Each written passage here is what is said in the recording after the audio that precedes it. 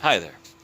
Do you have an older vehicle that, when you go to work on it yourself, you go in with a sunny disposition and you come out sounding like Samuel Jackson? If so, you probably have a Honda Passport. So let's take a look at this specimen. This is Jody. Yes, my wife named it. Jody is old. She's a 1995 Honda Passport LX with the 3.2 liter V6 engine. It's not bad. She's a good workhorse. She works well for us. But because of her age, she breaks down from time to time. And when that happens, a lot of times, I do the work myself. Because save mechanics fees. Just like you. That's why you're watching these videos. With this one right here, we decided to add a transmission oil cooler to it. She doesn't really like pulling the landscape trailer. And the other day she had a little hesitation during acceleration.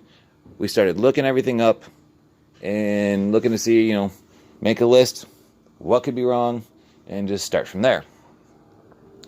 So, I've showed you how to do the fuel filter in another video. Air filter was easy. I did that on the first one of this trans cooler. That's pretty easy enough to figure out. This trans cooler, when I bought it, I got the Hayden Automotive Ultra Cool number 403 is what they said for my car. That's fine. I just went with what the auto parts store said. Do note, 401 is for no towing abilities. 403 that I got is for those that will be towing like me. Now, all the videos I saw made it look easy. All the, even the box says half-hour installation. I'm thinking, this will be no problem. I don't need to hire a mechanic. Let me tell you something. Whoever wrote that on the box, you get to do it next time, because you lied. So, with this baby right here, what this does is it's going to lower the temperature of the oil, which puts less stress on the engine, the transmission, everything, which means it's not overworking, overheating. Okay. Sounds good. We're doing it. First thing you got to do is take your front panel off right here. Now this is pretty easy enough to do. It's just a whole bunch of clips along the top row and one screw. That came off nice and easy. No problem. Now, here she is installed right here. You just line her up and you figure out, okay, where is this going to go? You put rubber pads in between the two, and then you put the pins through that, through everything, and cap them off with a lock-in clip and cut the ends off. And we can see right there is where they end up. I put them all the way through, locked them in place right there. No problem. No interference with anything in the engine. Works great. You have the hose that you install before you put it in here and leave it in a continuous loop. And there you go. I modified that little piece of plastic by cutting some holes into it as best I could, just to give a little extra room for those hoses to go through there, down underneath. This is where the fun begins. So, let's grab some glasses and go under the truck.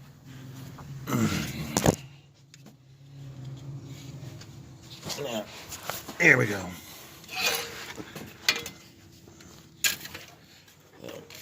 I ended up having to take off the skid plate that's now missing, because the hose was not long enough to make it all the way around to the other side where, there we go. Those are right there, the hoses. These two right here. And had to brake torque the truck to figure out by heat which one is the hot and which one is the cold. You splice into the colder one of the two. Alright. Some places I read said, you just start the engine. Some places said, it's like, you just, turn the key and that's it. Well, another place said you had to actually brake torque it, put it in gear and everything. With this car, I ended up having to do the brake torque to figure out the heat difference from one to another. Once that's done, okay, fine. Hoses weren't long enough to go around the side like I wanted. So I had to take the skid plate off just so I could have the room to come under here. Then I snuck it above this baby just to keep it away from everything, and then thread it through just so I could have the length and get up to where I need to be. Now, the kit comes with everything you need, and this one metal piece right here. What this does is when I take the hose off, okay,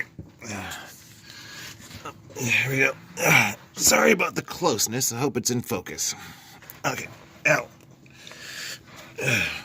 Right here. Here's the line. There we go. This is the line that I needed to be in. So I took the original line off of this baby by just squeezing this little clip. Then I ran that down towards the radiator and connected it right there with the metal piece that comes into the kit.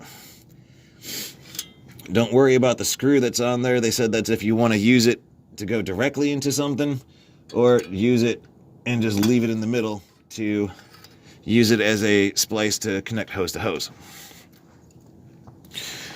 The hose is a little bit thick to get off and on, but that's no big deal.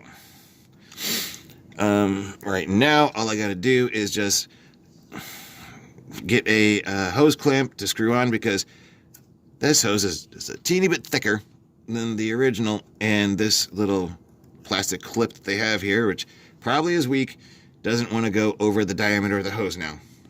I ain't worried about that yet. I'll take care of that. So, yes, it is doable.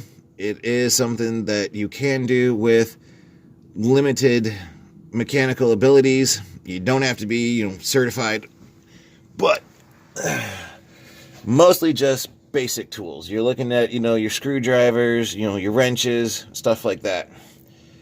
These two right here, I'll put on and tighten this baby down because it's kind of loose before you do that. The thing with the Passport is none of the videos that you watch are even close to working on this baby. You think, okay, it's going to be a half hour, it's going to be easy. No, because one thing after another, from the stripped screw, taking the skid plate off, to, it's like I got to reroute this because it wasn't long enough. One thing after another, this half-hour installation has turned into a couple hours. With a break here and there just to walk away from the car. Because, yeah, you need that sometimes. So, that's the basic rundown of what we got right here. And hopefully, if you happen to have one of these vehicles and you decide to put one of these on yourself, just remember, patience, go slow, coffee and cigarettes will help. All right, good night, y'all.